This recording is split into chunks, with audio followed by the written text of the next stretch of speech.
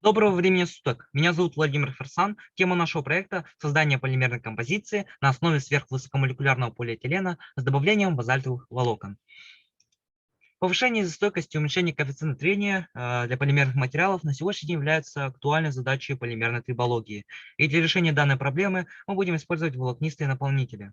Научная новизна заключается в использовании сверхвысокомолекулярного полиэтилена, о работе ученых, которые еще не были проведены. Здесь вы можете увидеть цель работы и задачи. Объектом исследования является сверхваскулярный полиэтилен с добавлением базальтовых волокон. Предметом исследования — физико-механические и триботехнические свойства полимерного композита, наполненным базальтовым волокном. Ролью полимерной матрицы выступает СМП марки Целанис ГУР 4022 с температурным интервалом эксплуатации от минус 200 до плюс 120 градусов. Ролью наполнителя является базальтовое волокно с температурным интервалом эксплуатации от минус 260 до плюс 700 градусов. Здесь вы можете видеть схему технологического процесса получения полимерно-композиционного материала. Слева внизу концентрацию компонентов.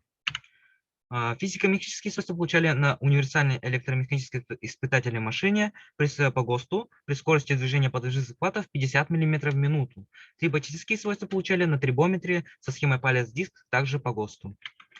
Здесь вы можете видеть анализ полученных результатов. И по физико-механическим характеристикам самым жестким материалом является добавление 20% базальтового волокна. Но при этом у нас наблюдается ухудшение эластичности полимерного композиционного материала. Самым оптимальным вариантом для физико-механических характеристик является добавление 10% базальтового волокна, где модуль упругости увеличивается на 43%. А также увеличивается и предел прочности на 25%. По триботехническим характеристикам самым оптимальным вариантом является добавление 5% базальтового волокна, где уменьшается линейный износ в 3,4 раза. Также уменьшается и коэффициент трения по сравнению с исходным полимером на 21%. Мы можем заметить, что при увеличении концентрации базальтового волокна также происходит и увеличение скорости массового изнашивания. Это связано, возможно, это связано с низким адгезионным взаимодействием базальтового волокна и полимерного композита.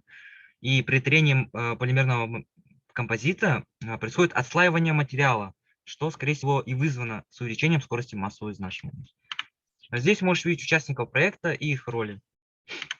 Были разработаны прочные материалы на основе сверхваскулярного полиэтилена с добавлением базальтовых волокон. Спасибо за внимание.